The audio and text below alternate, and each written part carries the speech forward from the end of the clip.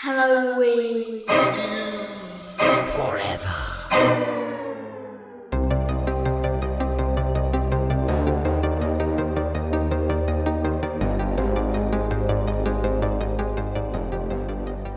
You know, I got a whole mess of kids, and I've been thinking about not having any more kids, right? Ooh. Getting a vasectomy, but you know how that healthcare is; it's quite expensive.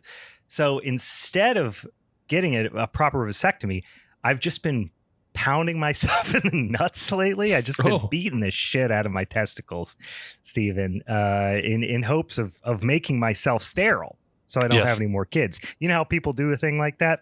Sure, I guess. I mean, I usually pay for that, but you know, hey. Well, I'm kind of a DIY guy, but anyway, I decided that maybe it wasn't working. So I went to the doctor, and the doctor did confirm that testicular trauma was not the same as having a vasectomy. And I said, "Doc, can you explain to me what the difference is?"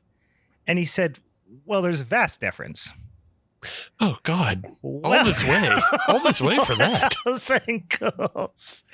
to a very traumatic Showdown episode of Halloween is Forever. I'm Brian, and I'm Steve. Hey, wait, hold on a second. Who's that handsome boy over there? Who do we got here with us this fine month? Sorry, Jack. Hallow's back. Oh, there he is. Yeah. Hey, guys. How's it going? Yeah, we got our old pal, Hallow Ian, joining us. Welcome once again. Thanks for joining us. Of course, it is not quite as hot here in the Pacific Northwest as it is over there, and I'm not jealous. And you shouldn't be. It is horrific. It's impossible to go outside. It's like being on the goddamn surface of the sun. But like we were saying before we started recording, take this earth from us, Peter Thiel. Give it a try, because it is soon to be uninhabitable. Go fuck yourself. It is unbelievably hot out. So we are sitting inside sweating instead of sitting outside sweating. And we're going to talk a little bit today about some childhood trauma flicks. But we got a couple other things we got to do at the top of the show. First of all, I know, Ian, you've got some exciting stuff coming up. We were talking about a little bit before we hit record. Why don't you, first of all, maybe for those of you who are out there that don't know who Ian is, and maybe you haven't heard him on our show before, this has probably got to be your dang old, fourth or fifth time on the show at least. I think it's actually fifth or sixth. I think I'm like, it's like Ben, Kelly, then me as far as guests go. At least in the last few years, yeah. Well, tell them who you are, tell them what you're doing, and then you got some exciting stuff to talk about. So I am the producer, writer, and host of a television show called the Hallow Ian Horror Hour. Check it out on Tubi. Find us at hallowianhorrorhour.com. We're kind of a horror host program, but more of a scariety show, if you will. We show independent short films, music videos, do interviews with horror creatives, and every October we put out 4 new episodes for local TV here in the Seattle area. And we'll be filming season 4 in 2 weeks from today. Season 4 is on the horizon, guys. Yeah. So if you don't already, easiest place if you don't live in the Seattle area to check you out is Tubi YouTube or Tubi, right? Yeah, YouTube or Tubi. We're both of those places. We do have a spin-off podcast ourselves where we talk about all sorts of stuff. Steve was actually on our episode that just came out where we were talking about some music, where he introduced me to a local to you all, Drew in the Blue, who I believe has been on your pod before. We're going to show some of his music videos on our show this year, so very exciting. Love me some Drew in the Blue. I was just listening to, they came up on my Spotify not that long ago. One of my favorite bands, one of my favorite handsome rock and roll boys. Yes, definitely check out if you like spooky, if you like ooky, you're gonna 100% love the Hallow Ian Horror Hour. So go check it out. Like I said, on the Tubies or on the YouTubes, and you don't got to wait until Halloween. There's a bunch of old ones out there, right? You can catch up if you All haven't watched them 3 already. seasons are available on YouTube, so head on over there and check it out. We've even got massive videos that contain every single episode, so you can just turn that on. 8 hours of content right there for you. while you're working for the man, while you're answering the emails, while you're doing whatever the hell you do for a living, put it on the background. Hello, it is me, Steve from the future past. The winner of the August Showdown poll was Best of Christopher Lee. Thousands of years ago, Dracula rose from his grave and then made a power metal album. In August, we will determine which Lee movie reigns supreme. Let's get into Ian. Let's bring up the rear here. Let's do a little Child's Play 2. Yeah, everything up to this point has been Child's Play, and now we're going to talk about a real movie, y'all. Child's Play 2, the greatest slasher of the big franchises.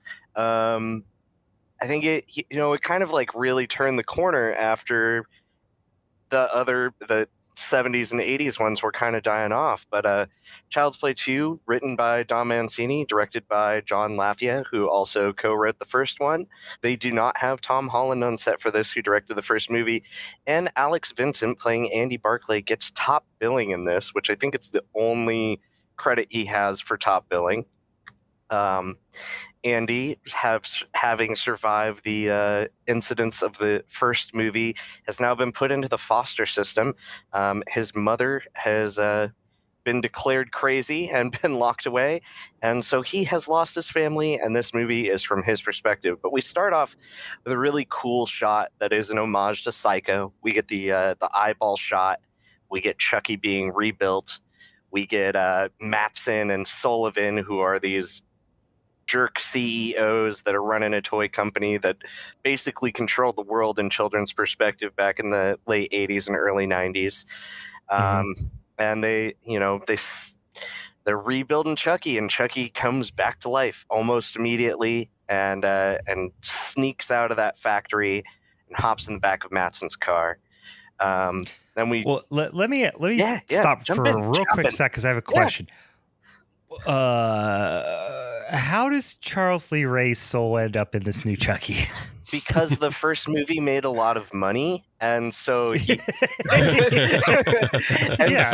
And so United Artists, they just dropped the entire premise, and I'm not complaining, because it's like, we don't need all the voodoo stuff as much. We get it. He's a fucking killer live doll, but like they just dropped it so quick. I mean, he does the chants and things later when he's doing this stuff, but like they just dropped that premise hard. Well, okay, so in Don Mancini's original script for Blood Buddy that he wrote in college, there was no voodoo. Like, that was added in by Tom Holland. So this is also a Spider-Man movie in that way, because Tom Holland.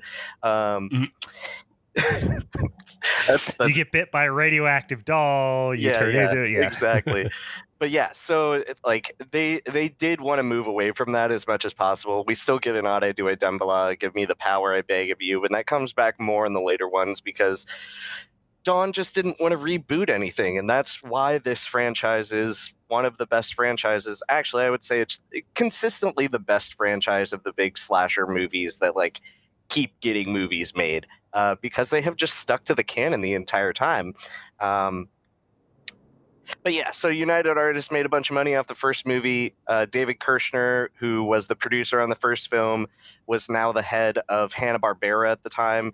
He had moved over to Universal. United Artists got into a bad deal with a business from Australia who ended up going bankrupt. They wanted to focus on more family-friendly fares, so they sold off the Child's Play rights to David Kirshner for like a song, and not a very long one at that. And he brought it over to Steven Spielberg, and they got it set up at Universal. And that is why Chucky is now a Universal monster. So that's why they were able to do the remake, right? That is why Universal was able to do the remake under the Child's Play name. Which, man, if they had just not called that Child's Play, they probably would have had an okay movie on their hand. But the fact that they tried to make it a Chucky movie was a massive mistake, because Megan's basically the same movie, but far more successful because it didn't try to be Chucky. Right. Yeah. So, we meet Andy's. Well, first we meet the social worker, Grace Poole, played by Grace Zabriskie, who is also Sarah Palmer from Twin Peaks. This is a stacked cast, like from the people that are always in the Chucky movies to a lot of the character actors that show up here. And Grace connects Andy with a new family, Joanne Simpson and Phil Simpson, played by Garrett Graham and Jenny Agutter. I think that's how you pronounce it. Yeah, Agutter. Yep. And she was in movies like American Werewolf in London, Logan's Run. Yep. She's also gotten that Avengers money. Jenny Agutter is, not to be crass, but for my money, all-time babe. Love Jenny Agutter. All right. Like, yeah. I mean, between American Werewolf in London and Logan's Run, which are two of my favorite movies. Yeah. She is just alarmingly attractive in everything she's ever done. And I love it. She honestly is like, she doesn't really get the credit or is really talked about in the same breath as like some like the great kind of, you know, quote unquote scream queens. Yeah. But she should. She's fantastic. Yeah. But she did disown this movie because a lot of her and Garrett's roles were actually cut, like the dialogue and stuff that would make them a little bit more sympathetic. You can find a lot of the deleted scenes that were filmed. I think most of them are on YouTube, or if you have a fancy version of the Child's Play series, you probably have those special features somewhere. But yeah, she's trying to like be this warm foster mom. They've had trouble getting like a permanent adoption. And they've brought Andy in, and she asks, you know, Andy, what's your favorite food? And it's like, my mom always made me eggs. So she makes him eggs for breakfast and then makes him an egg salad sandwich for lunch, which nice. But like by the time lunch rolls around, that egg salad sandwich is going to be inedible. Yeah. And spoken like a true coward. Yeah. Just eat. Mayonnaise can last a lot longer than people give it credit for. That's all I'm saying. Wow. That's all I'm saying. All right. That's a take. Garrett Graham's character, Phil Simpson, is completely like there's nothing to like about him in the final edit. He does get some more sympathetic lines in the part that was cut. But director John Lafia like had a vision to make this from the perspective of Andy entirely, and he does this by employing depth of focus.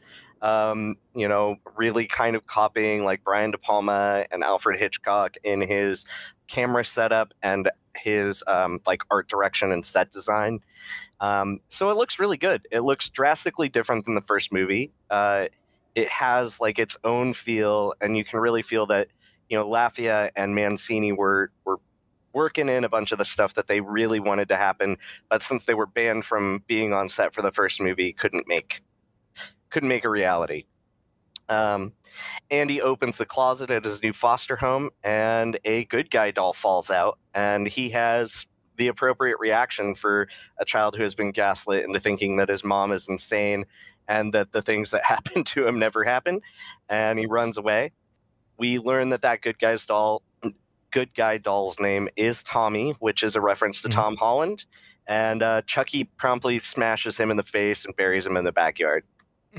I love this scene later where they find the like mutilated Tommy.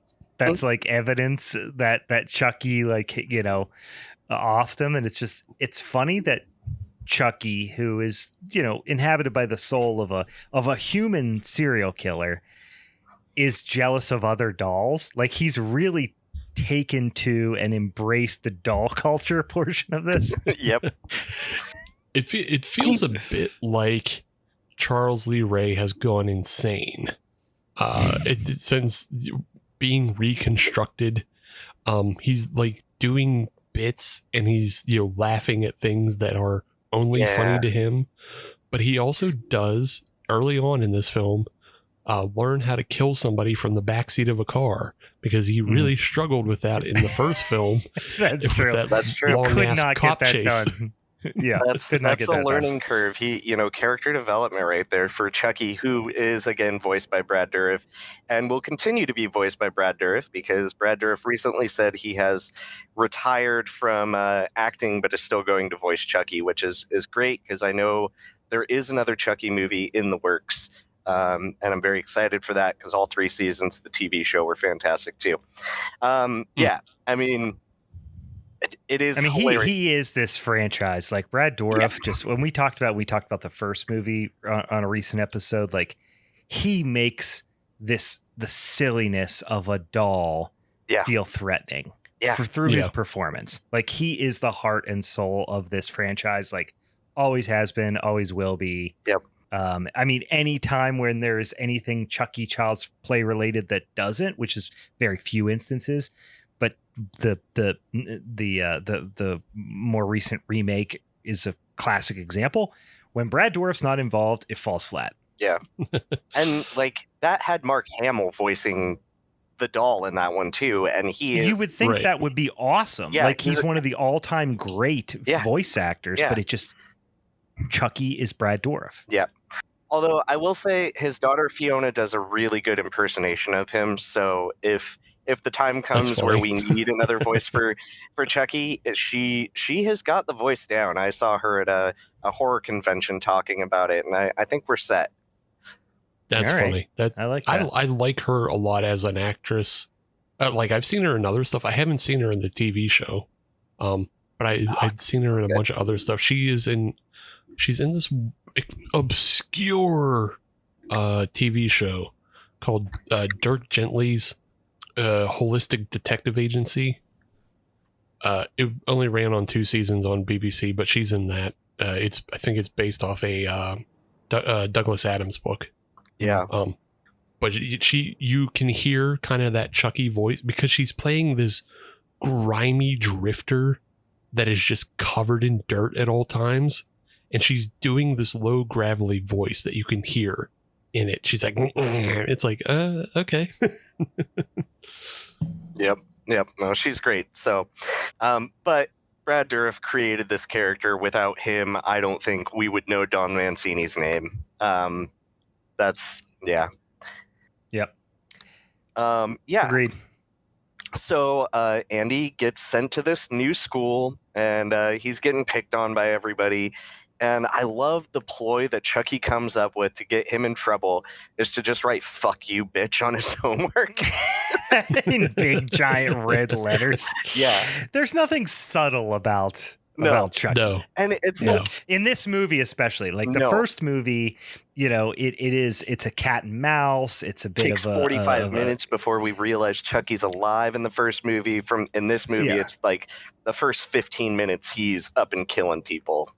Well, this movie to me feels like the first movie in the Child's Play proper franchise. Like the first movie is like it's almost a little bit reminiscent of I think Friday the 13th really doesn't start to hit its stride until the third movie. Yeah. Like the first 2 are great, don't get me wrong, but it's like the first is the first, and it sets things up, and obviously it's Mrs. Voorhees, and then the second one is like he's just getting his footing under it, but the third's really where he hits his stride. This franchise, like the first movie I have a lot of affection for, I really like, but like it becomes the franchise that is so popular in this movie. Yeah. Well, and I think it's very similar to Jaws and Jaws 2, because like the technology to do the animatronic and the puppet work just got so much better between the two movies. The animatronics are so impressive in this movie. Yeah. Yep. Like that scene where he's like walking out of like, I think it's a closet or whatever. And he's like, it's so good. It still holds up really well. Yeah.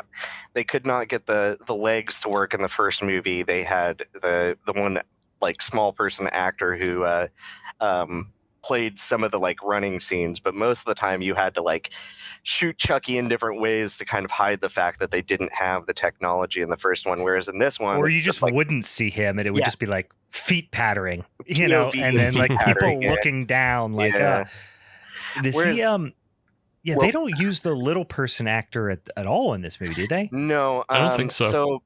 No, he was hired, but he wasn't used for anything. Him and John Lafayette did not like each other, and Ed Geil, who played Chucky in the first movie, good friends with Jeffrey Jones. They were both kind of into that child sexual assault, like Ew.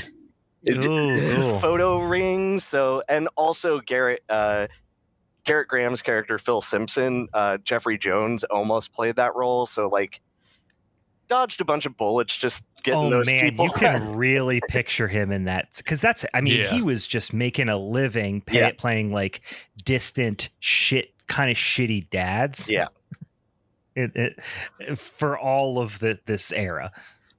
Yeah. So, I mean, I do appreciate that those two people were not associated with Child's Play 2, fortunately, but Jeffrey Jones definitely would have been one of the people on the docket for that role for sure. Mm-hmm. They probably would have had to keep more of his lines in because he was much more famous thanks to like Beetlejuice and stuff like that at that point.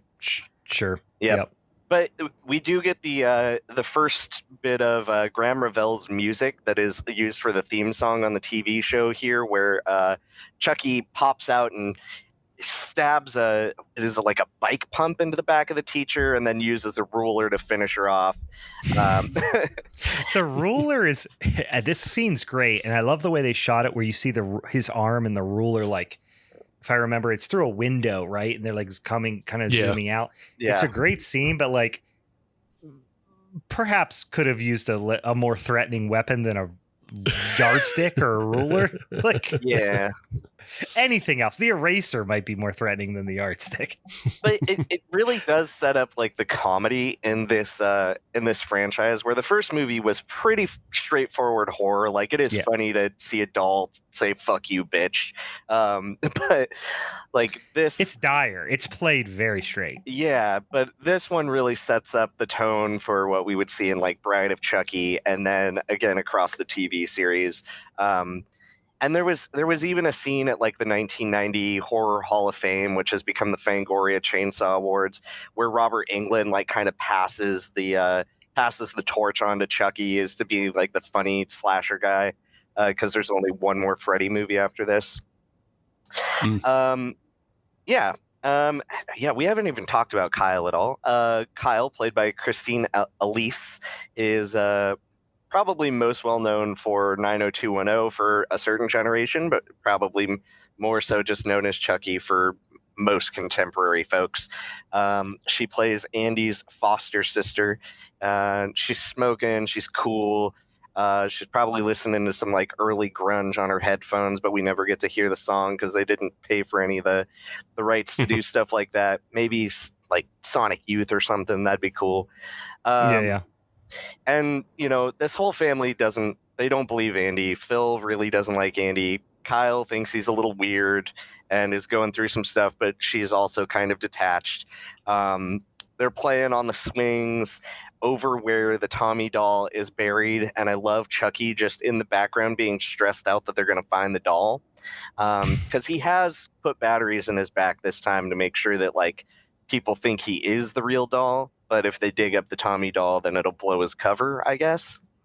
Yeah. But it's like two of those dolls, more than one of those dolls exists on the Earth. Yeah. So it's not that. It wouldn't blow it that bad. It wouldn't be that strange to have two dolls around. Why? Yeah, but why is one buried in the yard? Is why that's the problem. I mean, yes, it is slightly alarming, but like, I don't know. It feels like he has other fish to fry. Yeah, well, everyone already thinks Andy's pretty damaged. I think if they found a doll buried in the yard, they'd just be like, "Oh man, he's going through this childhood trauma." Yeah, he said the magic word. He said the thing. He said the name of the thing. Yeah, he did it. That's the title of the episode. Wow. It's pretty telling that in a clear case of what we saw in the first film, it's understandable. Okay, his mom gets committed and nobody believes her, and then the cops is where this all hinges, and the cops just glaze over it.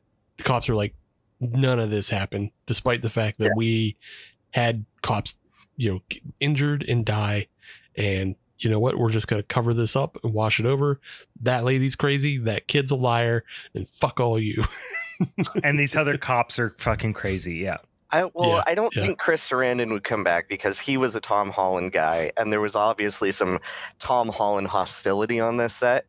Who plays the officer in the first movie, who kind of has, who would have been able to tell the story, so they kind of had to gloss over that. So Phil finds the broken statue. He's mad at Andy. He grounds everybody. He does not believe that there is anything weird going on, and he doesn't like this kid. And he comes off as a completely unlikable jerk in the theatrical release of this movie, and he gets tripped on the stairs and breaks his neck, or Chucky breaks his neck in this basement scene because Chucky got thrown down the stairs by him, so he's hanging out in the basement.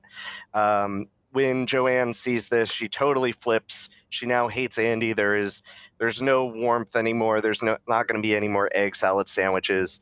And listen, you don't make egg salad sandwiches for people you think killed your dad. I mean, no, or your husband. Yeah, you definitely. Husband, not dad. Sorry, husband. I was thinking of the stepsister, but not stepsister. Yeah, foster sister. Yes. So I mean, they go off. Chucky goes on his killing spree. He kills the social worker Grace Poole.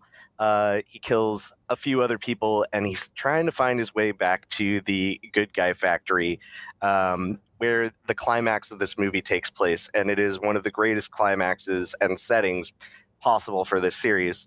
They're climbing around. Kyle and Andy show up. They're trying to stop Chucky. Chucky's trying to get the soul back. Oh, wait. There's a car driving scene we got to talk about first, because we get the nosebleed where Chucky realizes. So Kyle's driving. Chucky takes over the car, calls her a dumb woman driver.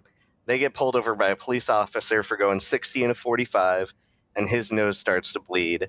And she's like, oh, you've heard of dolls that wet themselves. This one bleeds, which is a callback to the original script, Blood Buddy. So Don Mancini got that in there. He's starting to turn human. That conceit is in there, and Chucky's freaking out. He knows he's running out of time. It's going to be too late. He's not going to be able to take over Andy's body. He won't be able to have sex and do drugs, which is all Charles Lee Ray wants to do. Yeah, of course. This scene, my favorite part of it is the way he delivers the line of, like, when the cop asks him, like, what's your name or whatever to the doll. He's like, Chucky. Like, he just does it so deadpan. Instead of like doing his doll voice, he just like is so over it. He's like, Chucky, like in full on Brad Dourif voice. Yep. Did you get the sense that the cop realized something was fucking weird, and rather than trying to help this woman, just decided, hey, never mind. This isn't not my circus. Yeah, not my I don't know monkeys what type the of cop thing. is supposed to. Is the cop stupid, or is he being willfully obtuse? I'm not sure. I think he was being willfully obtuse and just like, I'm just going to get back in my car. I thought this was a traffic stop, and it looks like a situation, and I don't want to do situations at this time of night. He played the old, I'm too old for this shit. There's too much paperwork. There's too much paperwork involved in this stop. I'm just going to pass him off with a warning. But I mean, it really does come down to this amazing climax where Andy and Kyle are battling Chucky on a factory assembly line. There is one security guard there because they needed to do this kill that they set up in the beginning where the eyes are getting inserted into the doll, and they put him on the assembly line, and his eyes get gouged and he gets killed, and that's pretty cool. And then they use some sort of acid or like plastic melty stuff that only works on Chucky because Kyle's able to like rub her hands in it and it doesn't affect her, but it definitely melts the doll plastic. And they melt Chucky and set him on the conveyor belts.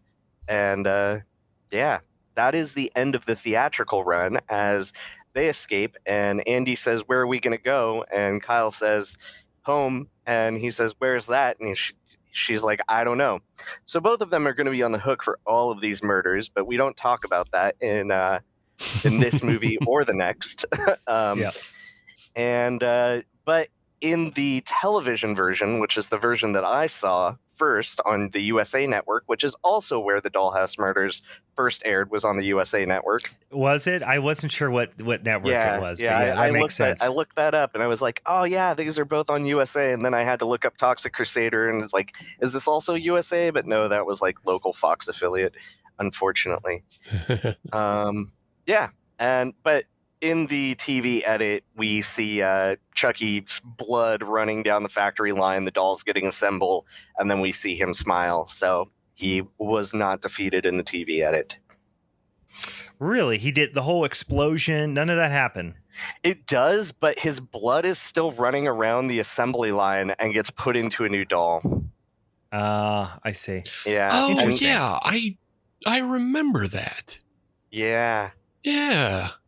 Yeah. I don't think I've ever yeah. saw that. I don't think I ever saw that version. I think I've only ever seen the theatrical cut. It is all on the internet, but that is how they played it on the USA Network. Interestingly enough. So is it because they were running the sequels like back to back, or like probably. I wonder what because they were always playing Child's Play 3, which is a far lesser movie, but yeah. It is. Yeah, it really was a I think it's the biggest misstep of the franchise, probably. Yeah, because they just tried to rush things too quickly, and yeah, unfortunately, almost killed the series. But then it came back, and I think it's stronger than it ever has been right now. So my childhood trauma stems from this, not from actually watching the movie. I did watch the movie on the USA Network, probably far too young, but it's the TV edit, so it's a little bit safer. Everyone knew, like, these were our boogeymen. These were the legends of the playground. So we, Jason, Chucky, Michael, to a lesser extent Michael actually, and Freddy, but it was really my experience. The thing that was really ingrained in my mind that scared me for such a long time was just the box art, where he is using the scissors to cut the Jack-in-the-Box. Yeah.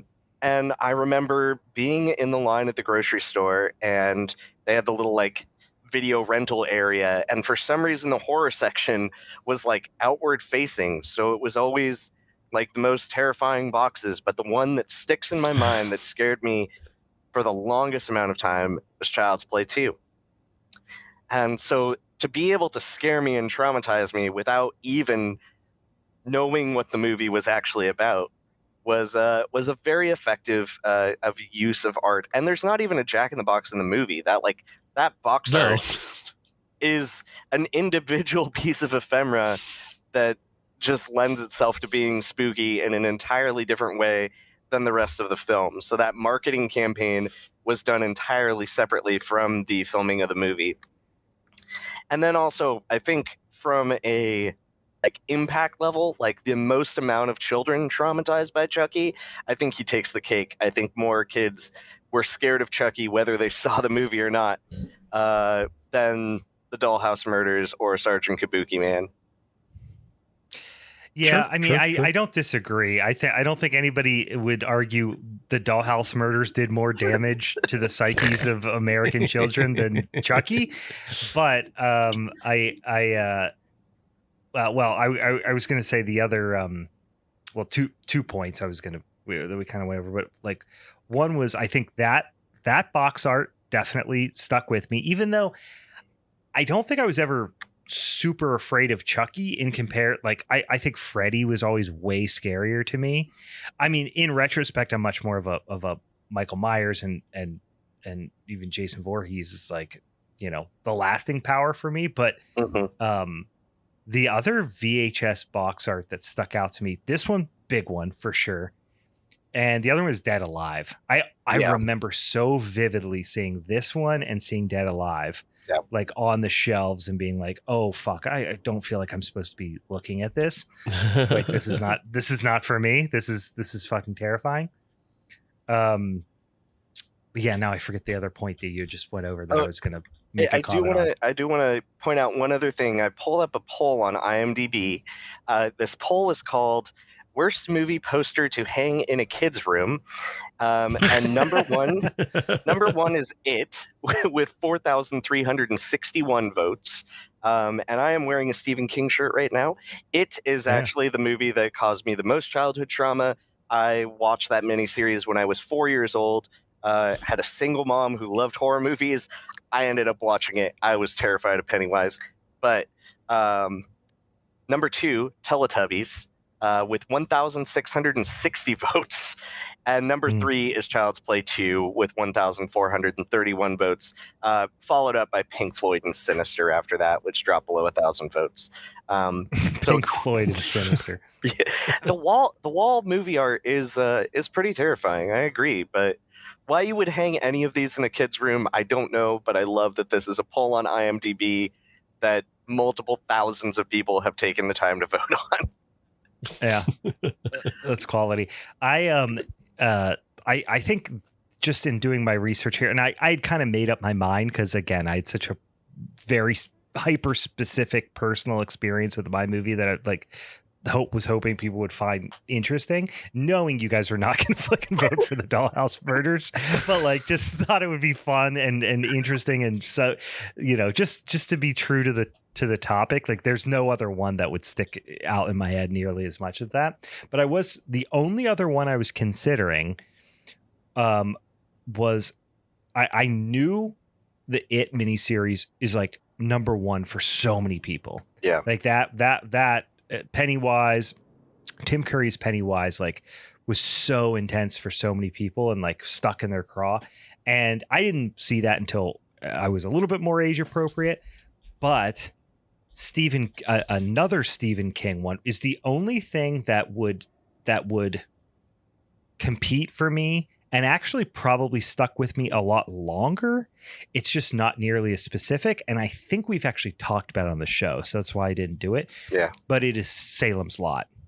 Salem's Lot was the one that I can remember being probably too old. You know what I mean? Being in my teens and my parents sending me down into the basement to get something out of the basement and running back up the steps because in my head, I'm thinking about the kid floating outside the window. And it was that particularly the kid floating outside the window that just was tattooed on my brain for many, many years. So another Stephen King one, but again, I think we maybe talked about that scene already. So I was like, I'm going to do this weird hyper specific one. Didn't want to do a 3-hour miniseries compared to our and movie. Also, we don't need to. I don't need to make you guys watch I'm going to stick with this hour and 20 minute, made for TV movie. But we would have wound up doing 3-hour miniseries plus 3-hour miniseries, and then Surgeon Kabukiman again.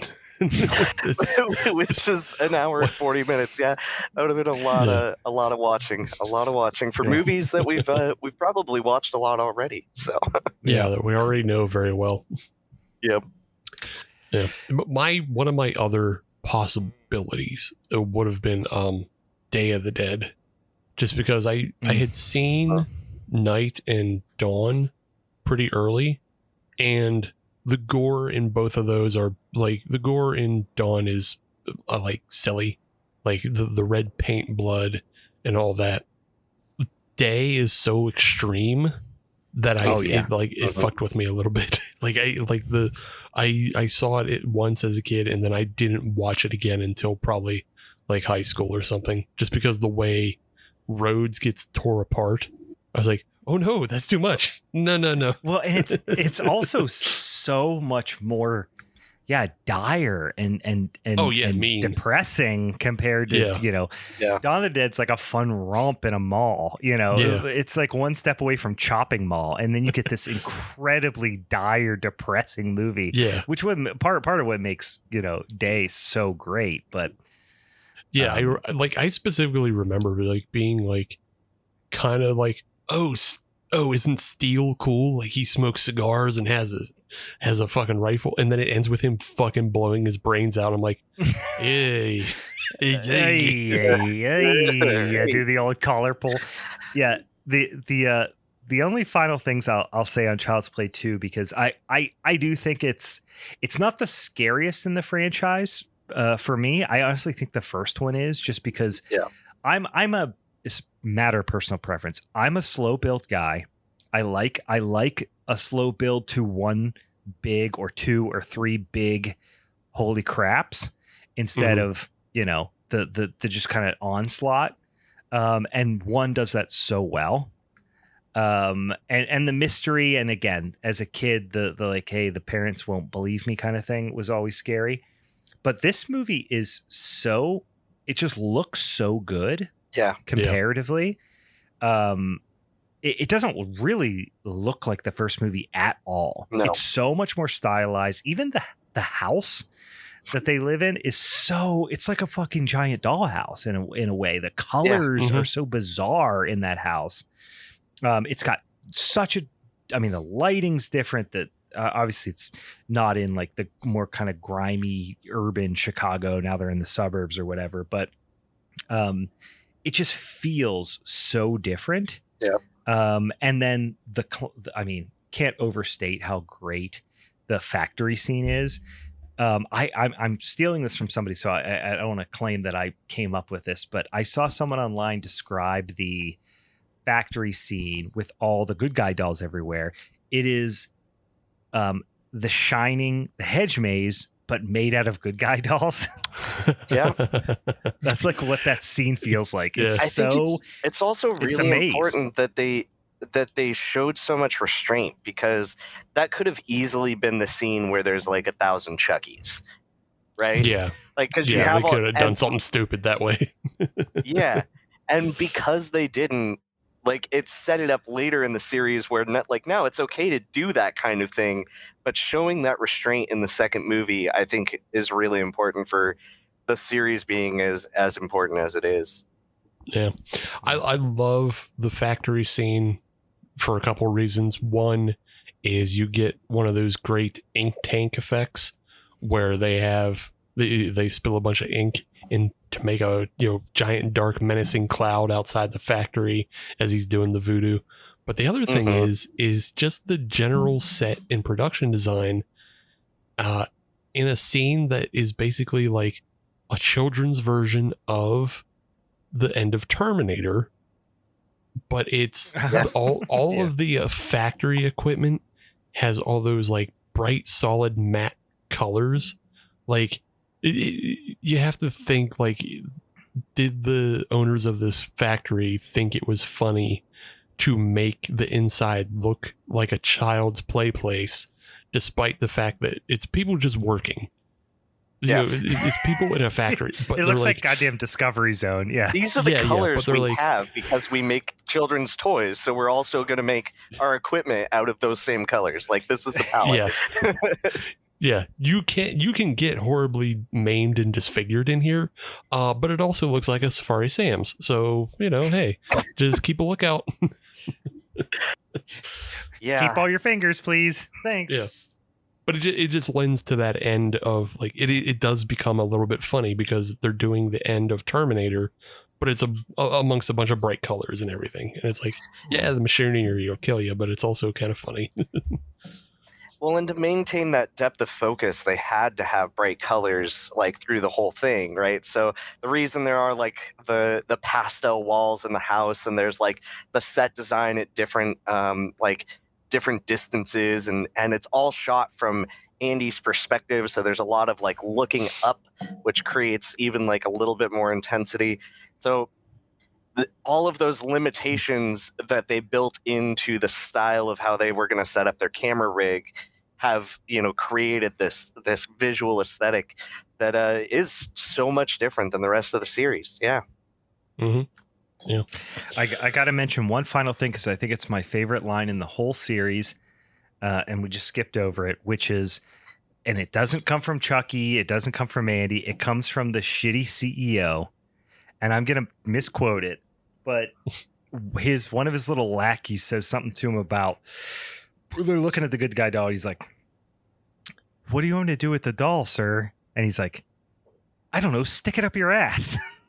Just the way he says it, like, just so Yes. aggressive, but also so nonchalant. He's just like such a prick. I love that. I don't know. Stick it up your ass. And he actually is a recurring character. Sullivan does come back for Child's Play 3 because he is still the CEO of the Good Guy Company in the third movie. Sure, why not? They still haven't proven that Chucky is alive in any way. Exactly. Yeah. So that's Child's Play 2. Probably the greatest single franchise slasher ever made, in my opinion, at least. All right. Well, guys, here we are. The final step. We've talked about all three of our movies, and we're going to go around the horn and do a little vote. First question, I guess, is, I mean, Ian, technically you got the honors here. You can decide the order in which we vote. If you want to stay in the order in which we talked about them, if you want to switch it up, but it is your decision. I think we'll stay in the order that we talked about them. And, it is interesting. There's kind of, for me at least, there are like two aspects of childhood trauma, like the range that the movie had for like how many people affected, and also our personal, more subjective feel that we conveyed through our stories. So I think those are both considerations in the vote making process that I have. Yeah, I agree. For that reason, because my personal bias, I will stick with my movie for my first choice, because like I said, obviously this is among the more subjective topics we've done. So I don't think it'd be surprising to say that I'm going to stick with my own because of that personal experience. But as far as my second pick between Sergeant Kabukiman and Chucky 2, I think if you've been listening to the episode, probably not remarkably surprising. I don't dislike Sergeant Kabukiman, but I think this was the second time I watched it, and it might be my last. I don't know that I'll go back to it again. I watched it the first time. I do feel like I was probably moderately too intensely stoned the first time I watched it. Why not? And I was like, all right, yay, all right. So I was like, watch any trauma movie. Yeah. There's a good chance I was devastatingly high when I watched it the first time. And again, I think the first time I watched it was not that long ago, like within the last 8 years. Like I did not watch this as a kid. Like I definitely watched this as like a full grown adult. I remember the first time I watched it, I lived in the house I live in now. So it was certainly in the last 9 years. Okay. I was familiar with it. I knew what it was, but yeah, the first time I sat down and watched it was like within the last decade. That said, enjoyed it considerably less the second time around because the gags, a lot of the gags and the insanity and the wildness and the like, I don't know, quaint level of racism. I'm not sure how to describe it.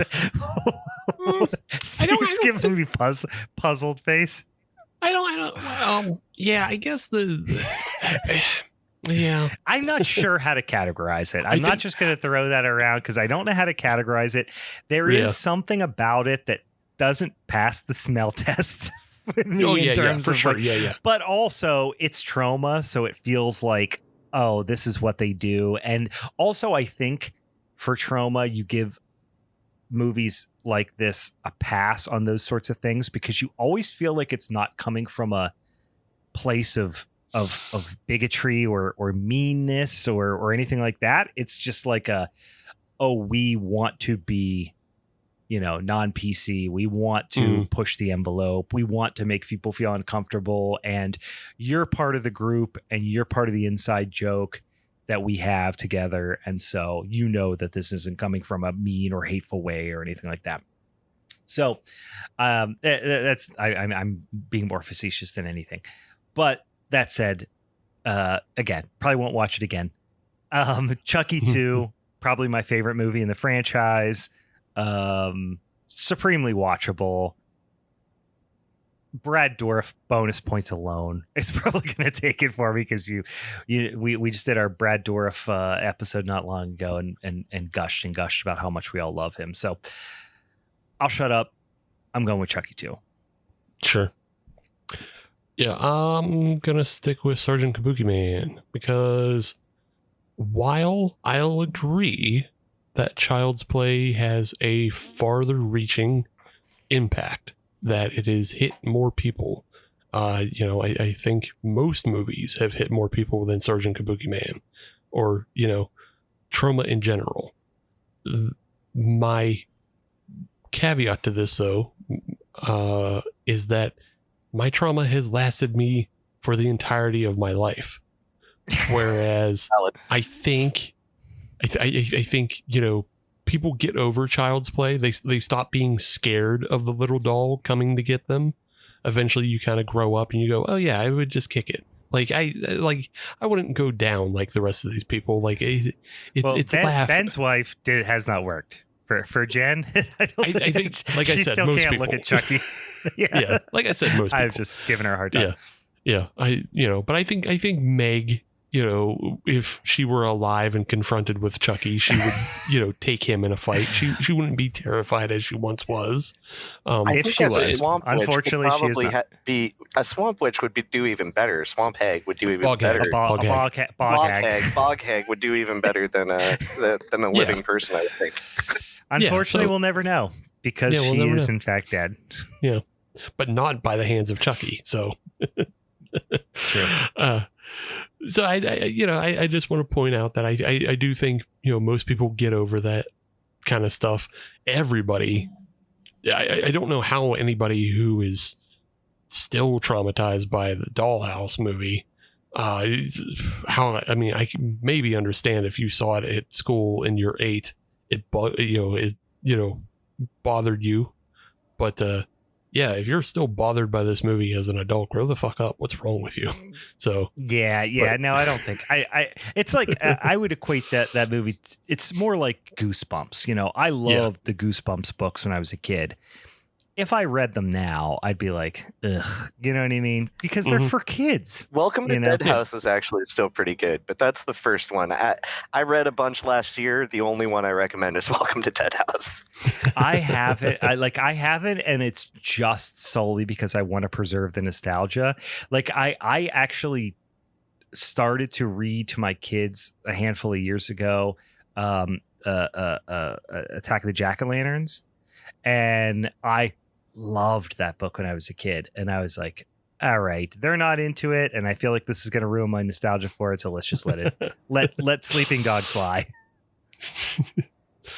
But so for me, I'm sticking with Kabukiman just because, even though I wasn't scared by a lot of it, I was disturbed by a lot of it, and that just caused a lot of aberrant thinking in my own brain, and it started the dragon chasing of finding more and more fucked up movies that has led to this podcast today, because I couldn't just leave well enough alone. I had to find more and more fucked up things and push myself. So whoopie-doo. Thanks, movie. Thanks, Lloyd Kaufman, you piece of shit. Thanks, Lloyd Kaufman, you rat fuck. But for my second vote, it's not the Dollhouse Murders. That movie is fucking boring. What the hell, dude? I told you, I knew I was giving up the win here, but it was again, it was between this and the only two movies that came to my mind as you think of these memories, the things that really stuck with me that made me scared to go upstairs or downstairs by myself when I was a kid was the Thriller music video. Obviously, I'm not going to do that. Salem's Lot. I'm not going to make you guys watch a fucking mini series. Plus, I think we already talked about that part in the movie before. So this was the other thing. These are the three big things that as a kid fucked me up. So, sure. And I also thought this movie was it'll at least be a bit of an Easter egg, because no one. tell me if you did. If any of the listeners out there had seen this movie or familiar with it or feel similarly about it, I will feel vindicated in some degree if you DM us and tell me that. But I'd be surprised, like if we get a DM about it, because it is so hyper specific. But the reason that really solidified it for me was when I started Googling it and I saw this collection of people like on Reddit and stuff going like, what's the name of this fucking movie? And then there'd be like 90 people. Oh, this movie fucked me up too. So I felt like I found a little support group for the Dollhouse murders, aka Secrets in the Attic. Sure. Yeah. Yeah. It does. It's an interesting piece just to look on its uniqueness. And if it did connect with a lot of people, because, showing it in schools is a little bit much, but yeah, it's interesting in that way. But as a movie as a whole, it is fucking boring and poorly acted and shittily written. So yeah, it is. It's all this is true. Yeah. So yeah, I will also be going with Child's Play 2, and we can go to Ian for a vote, but it is a moot point. Yeah. I mean, I was pitching coming on to talk about Child's Play 2 before the Showdown even came up. So I love that movie. I think it is one of the most important slasher movies of the big franchises. There might be like a one-off or something like that, but when you think of your big 4 or 5, if you want to include Scream, I think it's one of the most important ones. It sounds like you guys haven't watched the series, or like, have you even seen Curse or Cult? I think I've seen Curse and Cult. I've not seen this series, or I've not seen the TV, the series. Yeah. I haven't seen the series. I fell asleep on Cult. Yeah, Cult's a little goofy because it gets into like the 3 Chuckies and stuff like that. But I thought the return with Curse was really good too. And the series is great. I mean, it's a series, so it takes longer to watch. But if you're gonna spend 8 hours watching a series, you should be watching the Hallow Ian Horror Hour. But Chucky's good too. I'm interested in the series because it is cool that it went back to USA Network, and that's where I had seen all the movies originally. So same. I just don't watch TV as a regular person. I don't watch TV like that anymore. Yeah, I have to answer your question in a little more depth. The Child's Play franchise was the one that was always such a distant behind. I mean, Halloween for me is number 1. Friday the 13th / Nightmare on Elm Street are right there, and then Child's Play was always like a distant 4th for me. I don't know, for whatever reason, it's not the one I gravitated towards. I was really familiar with the first one, really familiar with the second one. I always thought the third one was dog shit. Yeah, and then it is. I think I've seen them all except for the series. But I also didn't resonate, like Bride didn't resonate with me as much as it did for a lot of other people. Sure. Like for a lot of people, it is a huge seminal moment in horror. Yeah. And it's just not for me for whatever reason. That said, I probably, need to revisit it, because watching the first 2 in the last month or couple months, maybe both in this year at least. Whatever it was, made me remember how good both of them are. So I should give the other one some, a rewatch. Yeah. But 3 has a really good final scene because it's at a carnival. So, but the rest of the movie kind of sucks. Bride is good, but what Bride does is it really just sets up the stuff that I love so much later. And I binge watched all of them in like 2 days in like 2020 before the series even started. And it was really like Cult and Curse that like, I was like, oh, wait a second. Like 1 and 2 are really good. Those are really good. If I compare that to like Halloween, where I like 2 movies and one of them has Michael Myers in it, or like Friday the 13th, where I like 3, 4, and 6 a lot, but then like 5 and 7 exist.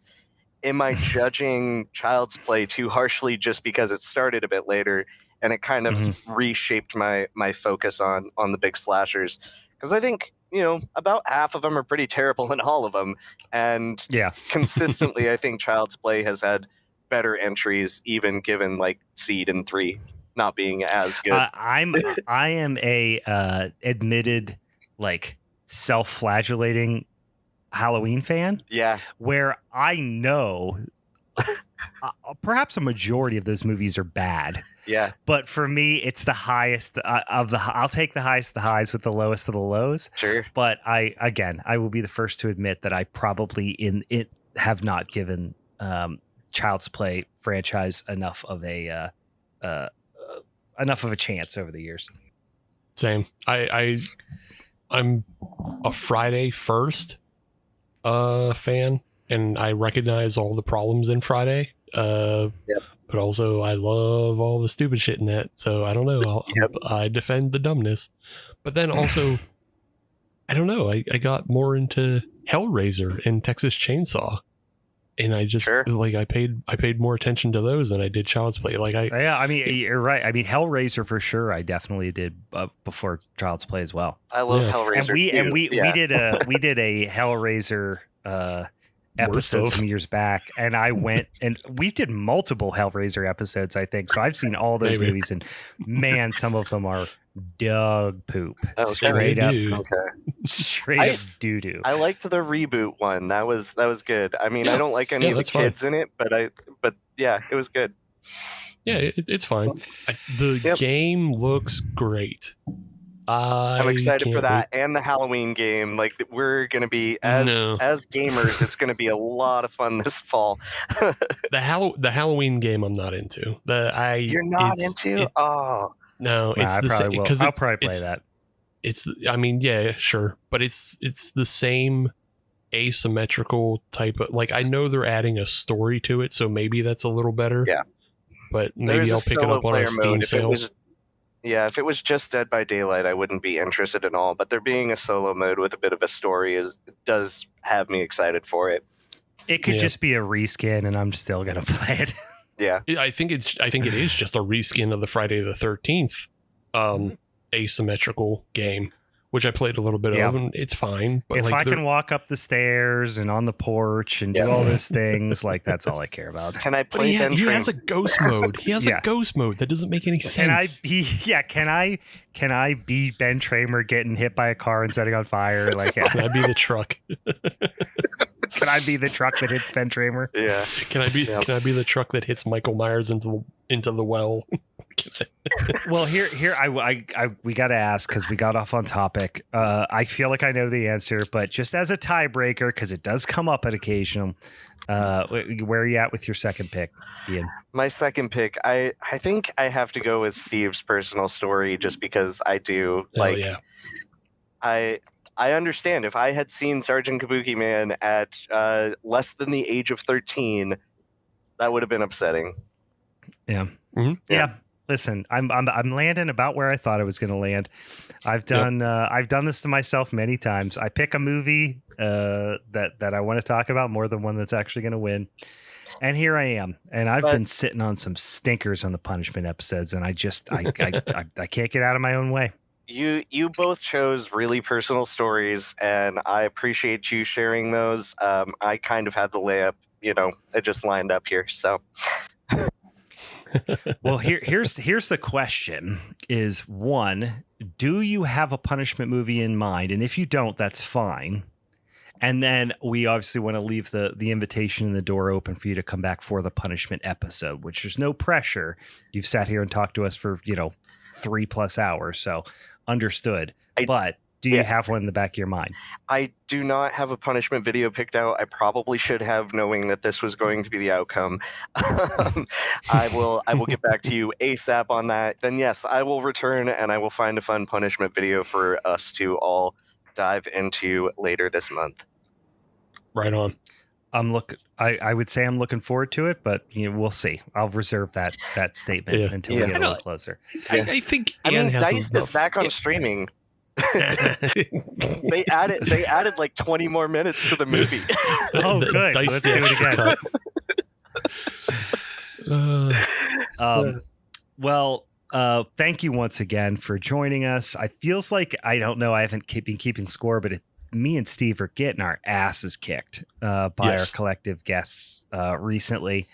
We got to figure out how to turn this thing around, Steve. We're getting our shit handed to us, but I'm excited to see what Ian picks. And if I haven't said it 10 times already, go check out the Hallow Ian Horror Hour. Go Tubi, search it, or on YouTube. It's so much fun. And if you have anything remotely close to our taste in media, you're going to have a really, really fun time. And keep a lookout in the fall. If you're listening to this near the fall of 2026 for season 4, is going to be out there as well. All right. Steve, why don't you also tell them boils and ghouls at home what we got going on over at the Patreon, because we got fun stuff happening over there pretty damn regularly as well. Yes. You can just follow us anywhere. Just search Halloween is Forever. We pop up everywhere, but we especially pop up on patreon.com/Halloween is Forever. And if you log on there for $5, you get all kinds of goodnesses. And one of those goodnesses is you get to sit in on live recordings of the shows. You can see Brian with his half shirt. You can see everybody's beers and drinks. You can see my glute glop. And then I'll show you a little nip if you want. He'll pop a nip out for you. I'll pop a nip. I'll pop a foot. You get reviews and recos. You get all kinds of extra stuff on the actual Patreon. And on top of all that, you get a monthly exclusive podcast. And this month, we are working on our 7th episode of God Is Not Forever, where we explore cinema and try to figure out ways to kill God. Yeah, we're cinenauts. We're on a cinematic a voyage to try to figure out what we can do to commit deicide. Honestly, we want to build the skills and learn the lessons necessary to ultimately commit deicide. I've been trying to kill God for several years now. It's been my New Year's resolution every year. I've been unsuccessful up to this point, but I'm feeling good, real good about where we are this year. I was in a church today. I did not burst into flames, but I was damn close. I could smell sulfur the entire time I was in there. And what that tells me is he's getting a little nervous. You can also listen to our entire backlog of all our other Patreon exclusive podcast series. Steve made me watch all the Fast and the Furious movies, which is fucking unbearable, but it's really fun to hear us talk about them and make fun of them.